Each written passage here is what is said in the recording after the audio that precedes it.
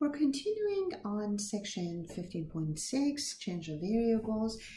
We want to share a little useful fact about Jacobians with you.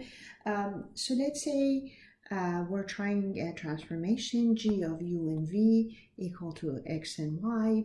Then the inverse of that is f of x and y equal to u and v. Basically, if g takes u and v to x and y, f takes x and y to u and v. And then the Jacobian of f is going to be the reciprocal of Jacobian of g. If you look at the notation, see output of f is going to be u and v, input of f is x and y. So the notation is like that, and the notation for g is it's partial of x and y, which is the output, over partial of u and v, which is the input. And so in the notation was there was an intention in there, so you can see that they're reciprocal of each other. As in a lot of calculus, the notation is said that it gives you ideas about how they work, not how they are, but how they work. And so that's about the Jacobians. And then the other thing that I want to mention is that using this for any old transformation may not do any good, because even though they are inverse of each other, one is respect to one variable, the other one is with respect to another variable. So it usually doesn't do a whole lot of good. But it does a lot of good with linear transformations, because with linear transformations, you always have the Jacobian is a constant, and knowing that the Jacobian of the inverse, which is a constant, is a reciprocal of the Jacobian of the transformation, helps a lot. So that's the basic of the story. So in general, if the Jacobian is non-constant, is not very helpful. With linear transformation, Jacobian constant is very helpful. Example. Evaluate the integral from 0 to 1, and integral from 0 to 1 minus x of square root of x plus y times y minus 2x to power 2 dy dx. This is another case that you feel like, oh, if I want to make this a little easier, I would like to assume that x plus y is u and y minus 2x is v. And would that make my life a little easier? For one thing, under the integrand becomes u to power 1/2 and v to power 2. Does that make but then look at the r over here. Looks like it goes from x goes from 0 to 1, and then y runs from 0 to 1 minus x, which is right there. And so this is the region that we have right now. This side is x plus y equal to 1, or y equal to 1 minus x is that, and this side is x equal to 0, y equal to 0. This one is x equal to 0. If I want to find, this is r again, if I want to find the pre-image of it, and pre-image it over here, over u and v, again, what we're setting up, u equal to x plus y, v equal to y minus 2x, is a linear transformation.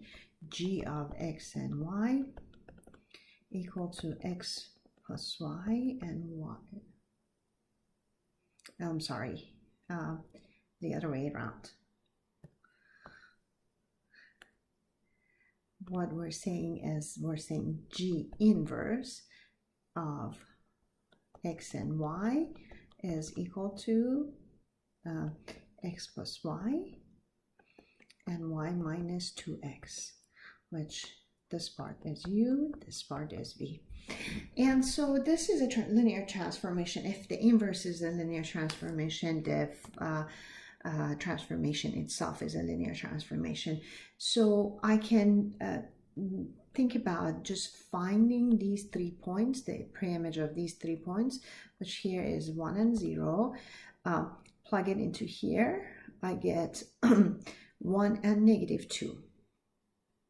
So 1 and 0, and then 0 and 1, and I'm plugging it into here, and I get G inverse of 1 and 0 is going to be 1 and negative 2. 1 and negative 2 out here.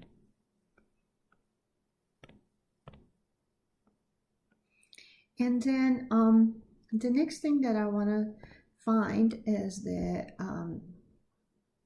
G inverse of 0 and 1. If I again plug in G inverse of 0 and 1, plug it in here, 0 for x, 1 for y, and I get 1 and 1. I get 1 and 1. And so that is out here somewhere. And then if I plug in 0, 0 in here, I get 0, 0. So this is the region that I'm seeing. And so the region is not too bad. It can be y simple, and we can integrate from there. Now, how do I find the Jacobian in here? When I'm trying to find the Jacobian, normally I have G. In here I have G inverse. Do I need to find the reciprocal? Do I need to find the G inverse, to find inverse of G inverse to find G or not? Well, at this point I have all the information that I need, and all I need to do is basically, instead of using the Jacobian of G, I'm going to use Jacobian of G inverse, and I basically find the reciprocal of that. So let's figure out Jacobian of G inverse of x and y, which is going to be the Jacobian partial of u with respect to x, partial of u with respect to y, partial of v with respect to x, partial of v with respect to y. And that is here, this is u with respect to x is 1, u with respect to y is 1, here u with respect to x is negative 2, u with respect to y is 1. So again, determinant is 1 times 1 minus 1 times negative 1, which is going to be 3. So I found Jacobian of G inverse. So Jacobian of G is going to be 1/3, basically. Jacobian of G is equal to 1/3. I have all the information. Before moving on to the next page, I want to make sure that I know what these are. This one is u equal to 1. This one is u equal to v.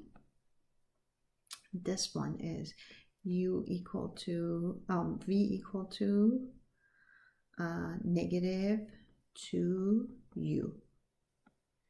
And so now that I have all this information, I can set up my integral, and my integral will look like this. So we said it's v simple, and it goes from negative 2u to u, and then u runs from 0 to 1, and then the integrand we found was this, and this is for the Jacobian. This is this is actually the rescaling factor, and that's the integrand. And now we're ready to take the integral, and it's a lot easier than we started. And it can be separated and integrated separately, and you get 2/9 as your answer.